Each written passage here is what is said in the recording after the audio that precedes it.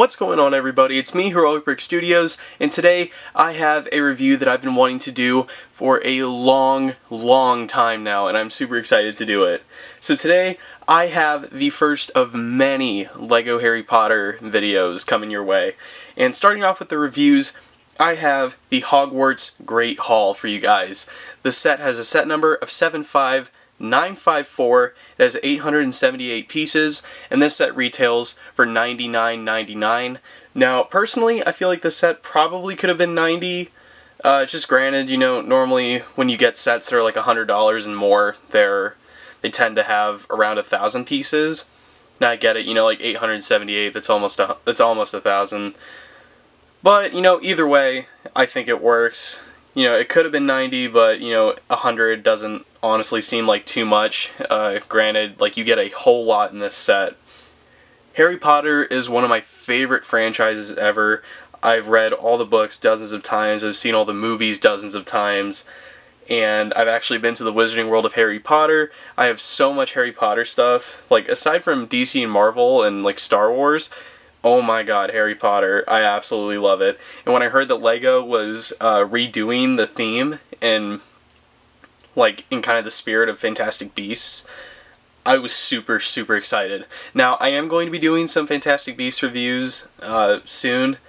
I know I'm definitely getting all the collectible minifigures, that's for sure. So, expect a lot of Harry Potter content in the coming months. So, I'm super excited for it, and I honestly love this set. Like, I'm gonna wait a little bit to get the rest of them, mostly due to future plans and stuff that I'll talk about at the end of the video, but I wanted to get the Great Hall, like, immediately. So, I went out this morning and I got it. So, I think, without a further ado, let's get right into this set. Starting off with the many minifigures that we get in this set, we have The Boy Who Lived, Harry Potter. Now, I personally really love this Harry figure. You know, it's something different. You know, he's got the short legs this time around, which I think this is actually the first time we got the short legs on a Harry Potter minifigure. So, I think that's a really nice touch, you know, to show that, you know, this set is obviously based off of, like, the first and second movies. So, you know, they were, you know, kids at the time, you know, little kids. So, I think this is nice, you know, to show, like, the age difference between, like, the adult teachers and the kid students. So Harry is awesome. I love the new, like, printing on everything. I love the new hair mold for Harry. I think it works. The new wands, oh my god, I love these pieces, and you get 8 of them in this set in different colors, and it's just so awesome. And I can't wait to get more of them. It's better than just, like, the traditional, like, the 1x4 bar piece, I think that's what it is. But Harry is awesome. He comes with 2 facial expressions, so here he's smiling. He's got the scar up there on his forehead, obviously, his iconic lightning bolt scar. And then here on the back, he has a scared expression. And I like how the hair actually parts on the forehead, so you can see his scar kind of clearly. I don't know how it'll show up on camera, because it's kind of bright. You can see it there, so. But then, you know, you turn it around, still there. It's just the light reflection. So I think that is it for Harry. So let's move on to the next figure. The next figure that you get in this set is Ron Weasley. Now, this is, you know, it's kind of the same minifigure essentially as Harry, you know, just a different head and hair piece, obviously. The wand is actually in a slightly brown color this time around, so I think that's a nice little change. It's really nice.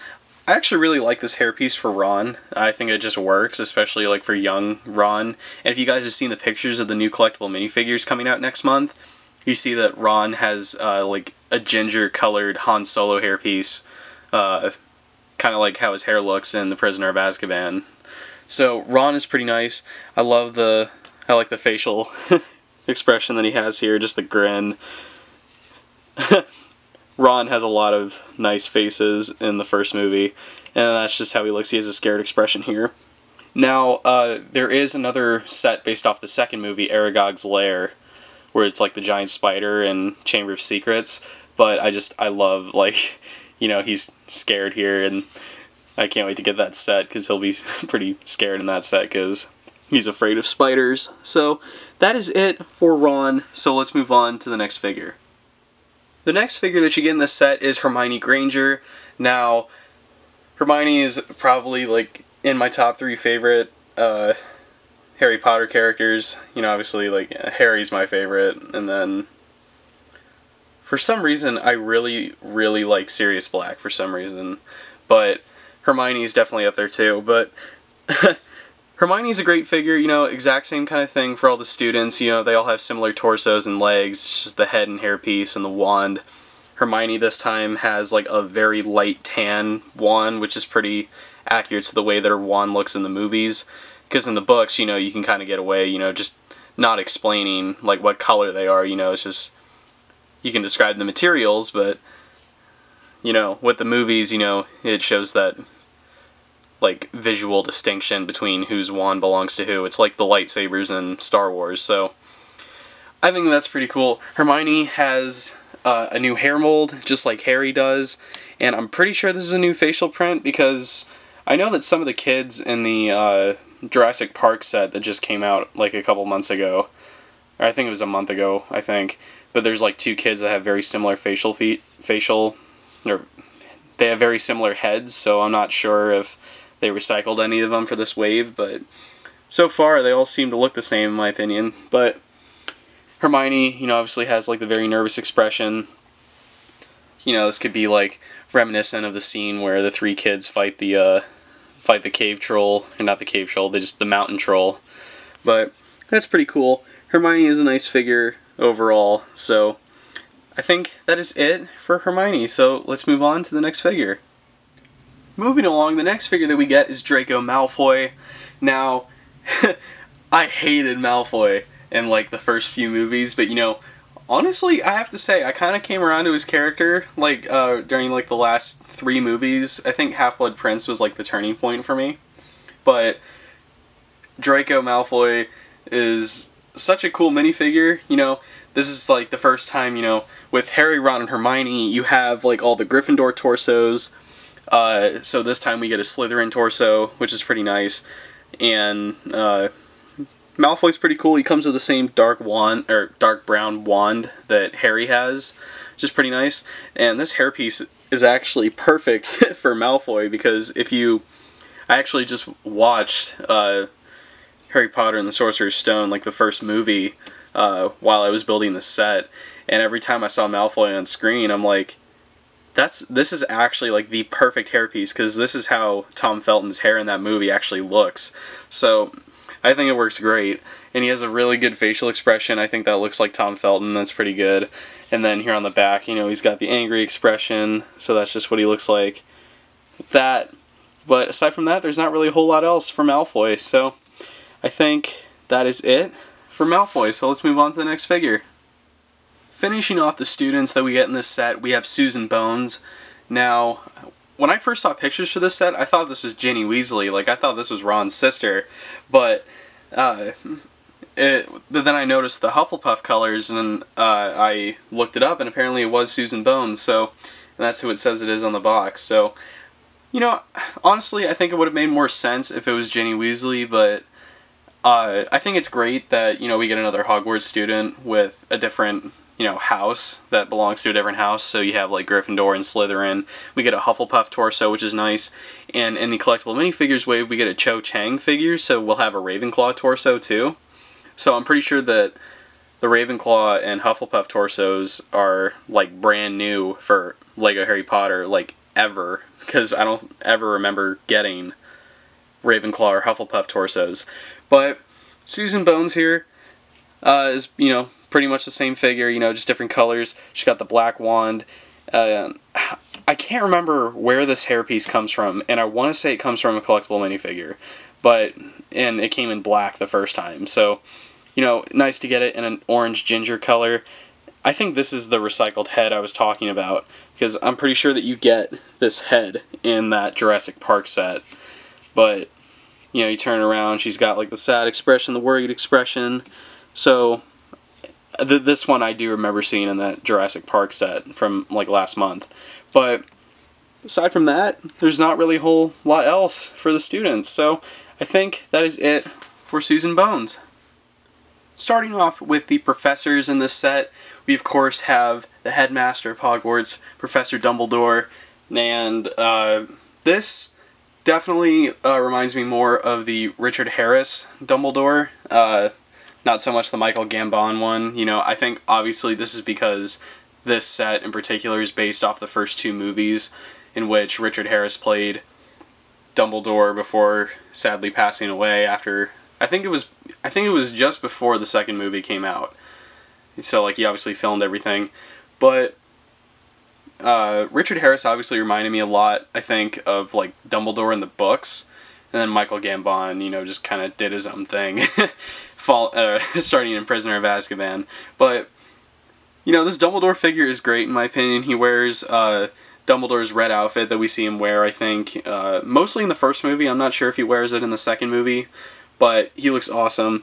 He's obviously got like the light tan wand, you know. Obviously it's the Elder Wand, but we don't find that out until, I think, what, the last movie? The last two movies? So, or the final book, I should say. But, you know, Dumbledore is a great figure. He's got, I'm pretty sure that's a new beard mold, and then he's got a new hair mold here, which is pretty nice.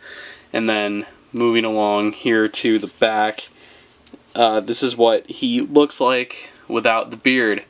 And I'm not sure if this is a recycled head, or no, it's obviously not a recycled head because I've never seen this one before. I don't know, it's just this facial expression really reminds me of something that I've seen before. But you know, it's obviously not new because it, Dumbledore comes with the, his glasses, his crescent moon glasses, I think they're described as in the book. So I think that is it for Dumbledore, so let's move on to the next figure. Next up, we have Professor McGonagall. Now, I've always loved McGonagall, like in the movies.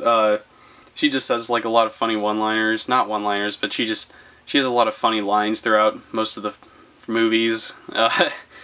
And I think she's a great figure. This looks pretty much exactly like Maggie Smith, and like the outfit is pretty much, you know, spot on in Lego. She's got her black wand here. The facial expression I really like. You can't really see it because of the black witch hat that she wears, so that's just that. Then if you actually turn her around, she does have an alternate facial expression. So she has like a stern look there, and then here she, you know, she's smiling, she's happy, you know, whatever. And something I find really weird is I kind of wish that they didn't do a double-sided face because, well, actually you can't really see it unless you're trying to look for it. You can kind of see it, but like her mouth is starting to like come out there from the bottom.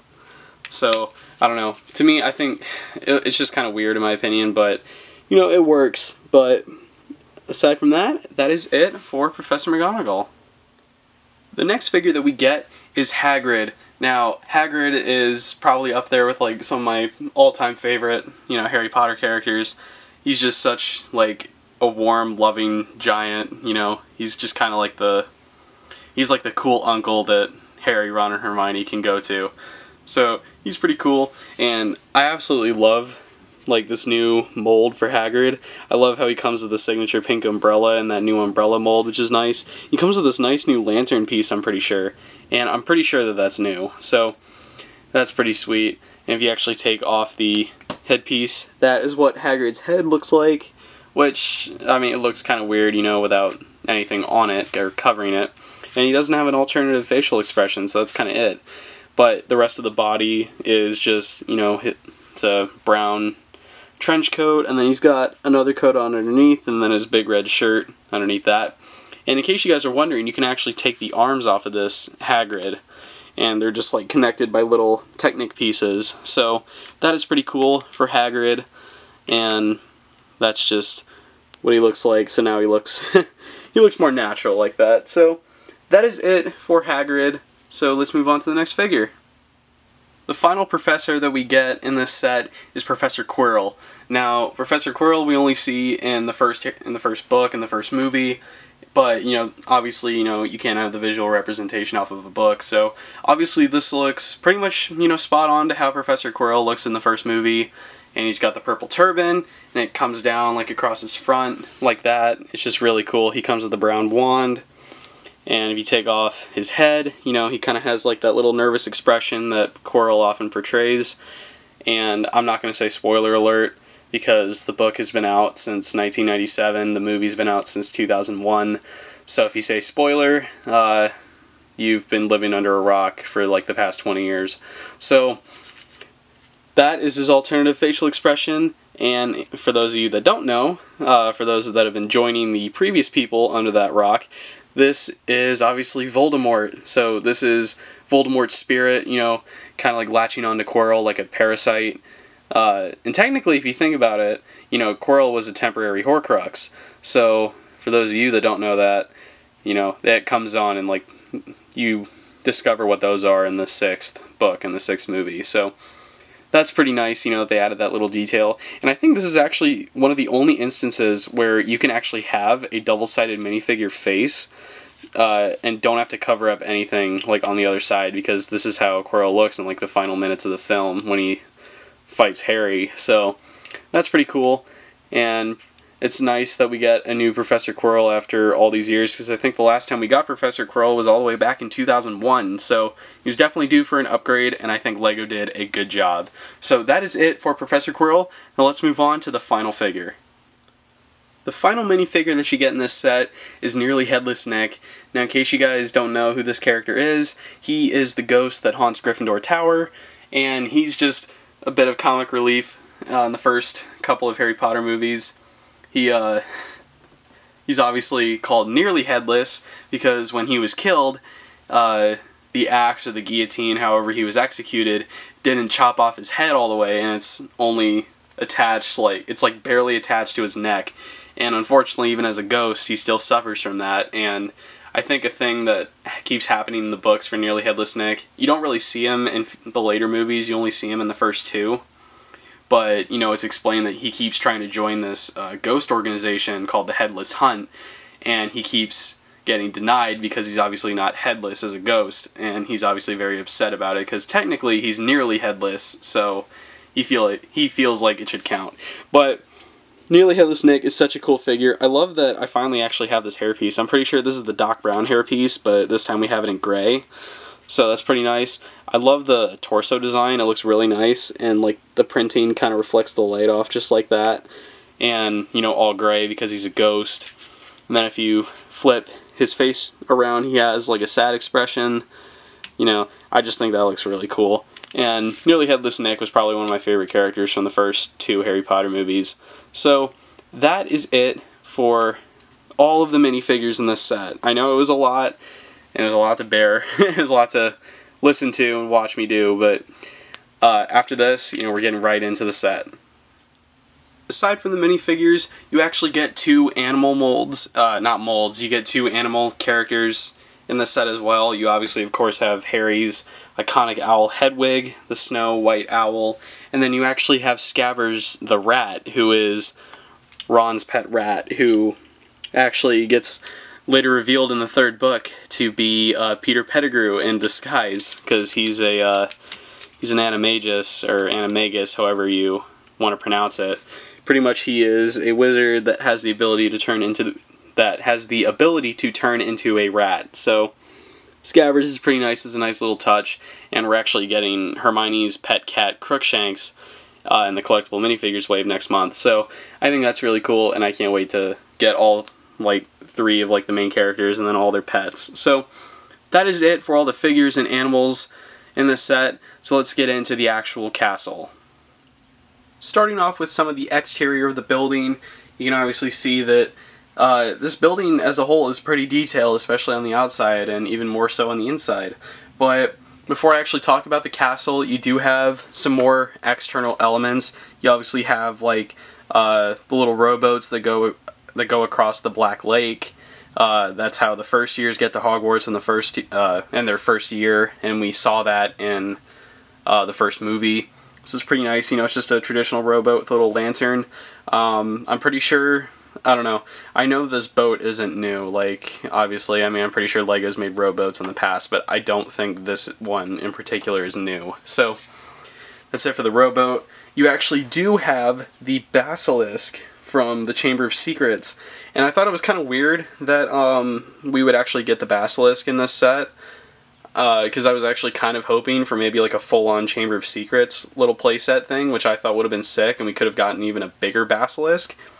But, you know, it's still pretty cool. You know, you just get, it's a more shrunk down version of one, because that's the basilisk, and then here is the Harry figure. So, I mean, it's not really that big compared to how the basilisk looks in the movie.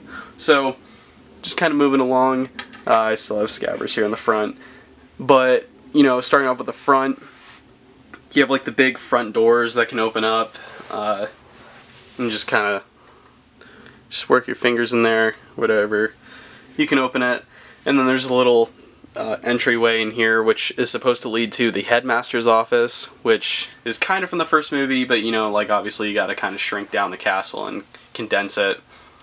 But then you have like the dock right here in the front. That's where the boat goes, and the first years can get off and they can walk into Hogwarts for the first time. You have like this nice little clock piece right here up at the top. Sorry about my camera work. But you can see just kind of just right up there. So that's pretty cool. You know, and then you have like these nice little trophy pieces in dark gray, which I think is supposed to represent like the knights that are kind of like sculpted into the wall, which I think is pretty nice. But bringing it back out here, you know, you just have like all this detail on the side here. I absolutely like love this right here. You know, just like the architecture of Hogwarts is just like beautiful in my opinion. And you have all this rock work on the side because the castle sits on a massive rock overlooking a lake. So I think that's pretty cool. And then coming along here to the side, we have the back end of the Great Hall, and like inside this whole section here is where the professors sit in the Great Hall, all the teachers and staff. That's pretty nice. And I love all these spires and stuff and all the spikes in the building, like especially here on the roof.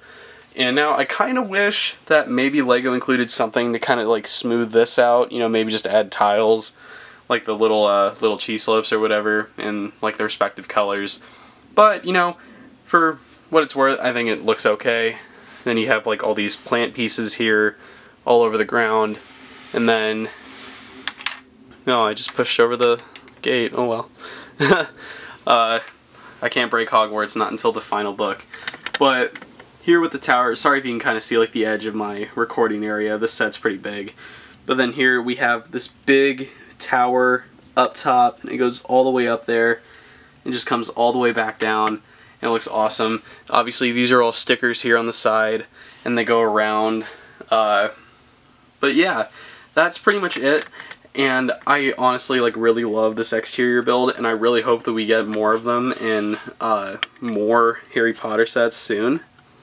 So like I think it'd be really nice to have like, not like, you know, a full like UCS scale Hogwarts, obviously that would be way too big.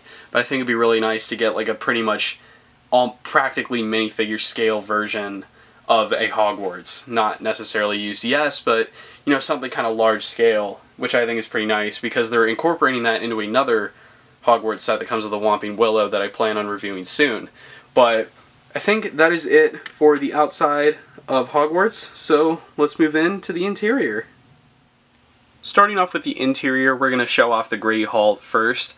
Obviously, you know, because that's the name of the set, but the Great Hall is awesome in my opinion. I think, you know, obviously, you know, the Great Hall in the films is huge, but, you know, you can't do that for a $100 LEGO set, so you kind of have to condense it down. But some of the details that I actually like in the set a lot, you kind of notice there are 4 individual tables for the 4 houses. You know, you got places for all the figures that you get to sit. Then you have the professor's table up here. You have the house cup there in the background. And you got food of all sorts on all the tables. You got that fireplace in the back. And then some of my favorite features of this set are actually up here. I really like the candles here. And in case you guys haven't seen the movies, the candles are meant to float, but you can't obviously defy physics and do that in a LEGO set. So, you know, they're connected on little black pieces here that are meant to look like they're flying. And something I actually really like here are these 2 pieces here. So you have the Slytherin banner and the Gryffindor banner. And something pretty nice that you can actually do is if you could take the Gryffindor one and you can flip it around, it can actually switch to the Hufflepuff. So, you know, that's nice, you know. And it gets even better. You take the Slytherin one, flip that one around, and then you can have Ravenclaw up here. So I think that that is just awesome. And this was something I actually predicted that the set would include because, you know, LEGO obviously has the capability and the means to do it. So that's pretty nice. However you want to play with this set, you can play out your own like Hogwarts adventures or whatever, and you can have, you know, whatever house you want displayed here in the Great Hall. I prefer Gryffindor and Slytherin, but that's pretty nice. Altogether, it's awesome, and I absolutely love it. That's probably my favorite playability feature of the set. So I think moving along, we're going to start here on the bottom. Now obviously there's not a lot here, but what you can do is move out the spiral staircase, kind of like how it does magically in the second Harry Potter movie. And you can kind of see there's a golden toad there on a pedestal there in the corner. You obviously have that brown broom right there. And I'm going to try to zoom in a bit more. So, obviously can't focus it during live shooting, of course. But up here you have like a little potions area, which is pretty nice. You get a lot of these crystal pieces, by the way, which I really like. And then if you move it up to the top here, you have the sorting hat. Now the sorting hat, like the whole house sorting ceremony, was probably one of my favorite parts of the first Harry Potter movie, probably the first book too. But the sorting hat's pretty nice, and that is actually an entirely new mold. It's not just a brown hat with some printing. It's actually molded to look like it did in the first movie. Now this one is going to be a little bit hard to see on camera, but you do get the Mirror of Erised, and I actually just dropped a part of it. I dropped the extra like little playability feature with it, but you know what, it's okay, I'll get it. So once you move this up, like I said, it's going to be a little hard to see on camera. I'm going to try to like, yeah, it just makes it worse. Pretty much, these are actually clear stickers that you put on yourself, so these are not printed in any way, but you know, hey, you look, you can see my reflection. But it's supposed to be Harry and his parents, because that's what Harry's greatest desire is from the Mirror of Erised. These two columns here on the side of the mirror are actually stickers, and then there's a sticker up top that says Erised, which, you know, actually backwards reads desire. So I actually had my mind blown on that pretty recently. And in the movie, they obviously didn't do it in the book, but there's writing all along the archway of the mirror. And if you flip it around, like all the words are backwards, and if you flip it around and change some of the letters around a bit, it says like, we show you not your reflection, but your heart's deepest desire. So that's just something that blew my mind. And you can actually take out the Mirror of Erised here, and up there we have Fawkes the Phoenix, which is Dumbledore's pet phoenix, obviously, that we see a lot throughout the movies. And I just broke the pedestal off, but it's okay, because there's a place to stick it right up there. But Fawkes is pretty cool. You know, obviously all the pieces here articulate and stuff, so you can move it around, make it look like Fawkes is flying, so it's pretty nice. And you can just set him down there. And now you actually do get another piece of the mirror here. You actually have 4 different options to what you can display it with. But here it's actually supposed to be Dumbledore. It's kind of hard to see, I know, because of the camera and the light, obviously, and it's just it's like the reflective sticker. But this is supposed to be Dumbledore, and in the books, it's supposed to be Dumbledore's greatest desires to have like a pair of like wool socks, I believe they were, because he's holding socks here. And then up here we have Professor Quirrell, and you know, after like the plot twist is revealed and Quirrell's the bad guy and he has to get the Sorcerer's Stone for Voldemort, you know, that's what he's holding there in the mirror. And then here on the other side is Ron, where he's like Quidditch captain, he's head boy, he got the house cup, you know, all that stuff. It's just Ron pretty much wanting to be like, you know, top dog at Hogwarts. So that's pretty nice, and there isn't actually anything for the mirror to connect to, but it slides in between two bricks, so I think that it's pretty nice and it stays pretty sturdy in there. So that is it for the set itself. So let's get into the closing of this review. Alright everybody, that's going to do it for this review. I know it was a long one, but I really hope that you guys enjoyed watching just as much as I enjoyed this set and building it and making the video. So let me know down in the comments if you guys are just super excited for the rest of the Harry Potter sets like me. What's your favorite Harry Potter movie / book? Or, you know, we'll start off with an easier question, like if you guys could be in any Hogwarts house, what house would you be in? For me, personally, I actually did a Pottermore quiz on it, and I'm a Hufflepuff, so, you know, representing Team Hufflepuff out there, I think that's really nice.